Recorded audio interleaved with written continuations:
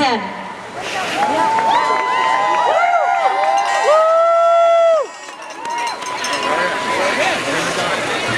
I forgot another speaker.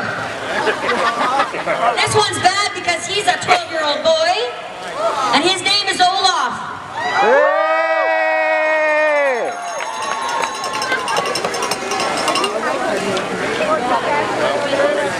Where's Bonnie?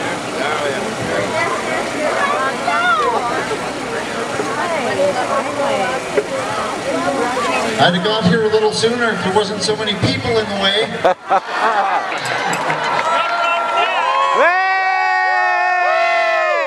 This is awesome. Awesome. This is what we need to see at our rallies. This is what we need to see to get our government's attention, right? Beautiful. Beautiful. You know, I was in court again yesterday with Pastor Phil. He's a pastor that's standing up in St. John's for his rights and freedoms to freedom to assemble and freedom of religion. And it's amazing to me how much of a cancel culture is going on. And, you know, they're trying to cancel our Canadian identity. Yeah. And they're trying to change definitions of everything. Right. And yesterday, a judge ruled that a tent, like the red tent that's over there, a tent, his is a little bigger, but the judge ruled that that's an indoor space. I don't know how crazy you gotta be, or committed you are to a lie to say that a tent is an indoor space. But I'd just like to invite that judge to live in that indoor space for the next week or two.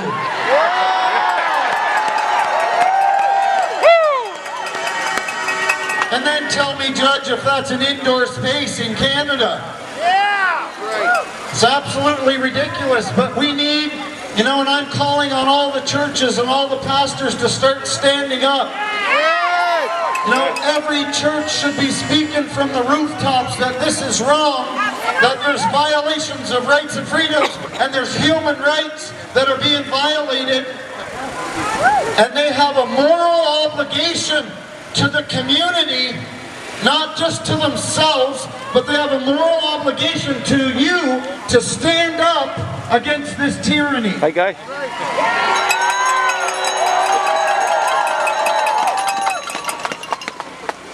So I'm just calling them out right now. You know, I was talking to a few of them a few months ago, and they said, where does this end, with us marching in the streets? And my answer was, you're not doing that yet? Because I've been out here for 19 or 20 months doing this stuff. I'm just glad to see you here. And I want to say one more thing. I didn't really have a speech plan, but I want to say one more thing. We had a rally in Fredericton yesterday, and the first New Brunswick doctor has spoken out publicly.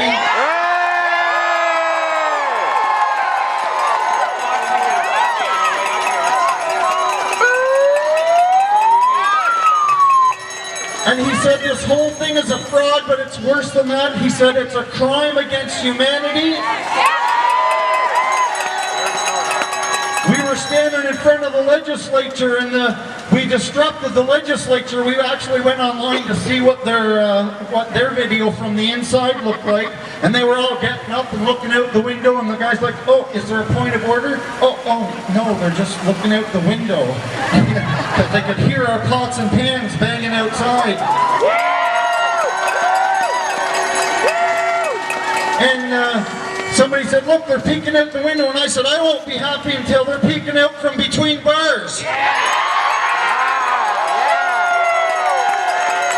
All of them. And the judge, or the doctor said, he said, somebody mentioned earlier about them peeking out between bars. He said, anybody who supports this, that's exactly where they deserve to be, because the doctor himself, and you've all been told, you're not a doctor. Well, the doctor himself said, this is a crime against humanity. Right. It is. So I'm calling all the doctors doctors and nurses as well. It's time to stand up. It's time to speak out. We need whistleblowers blowing their trumpets, and we need the truth to get out there. And another thing is, and I don't want to take too long, there's a lot of speakers here today, but some of these healthcare professionals that were removed from their jobs, they were issued gag orders. And the gag order was they were not allowed to speak about what they saw of adverse reactions and deaths from the vaccination.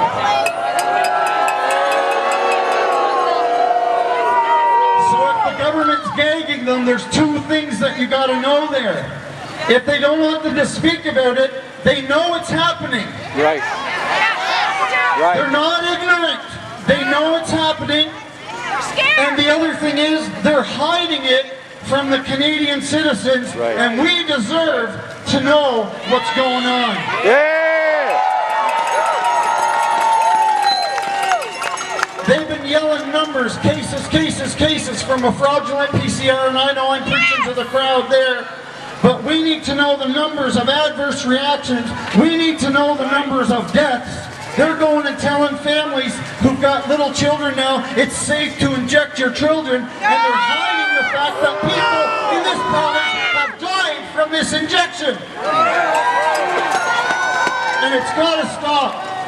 And with them knowing that and standing on TV and saying it's safe, that is a crime against humanity, and they need to go to jail. Right.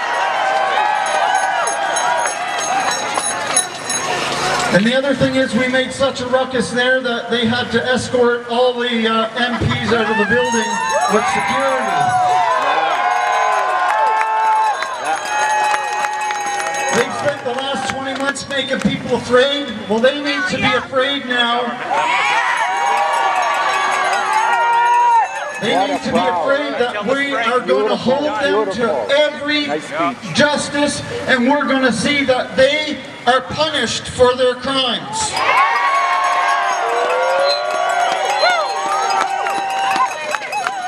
And just because maybe there might be some fake media in the crowd, I want to say, we're not talking about violence, we're talking about them serving in prison life sentences without any possibility of parole, because they do not deserve to be free for the bondage they have put this country in.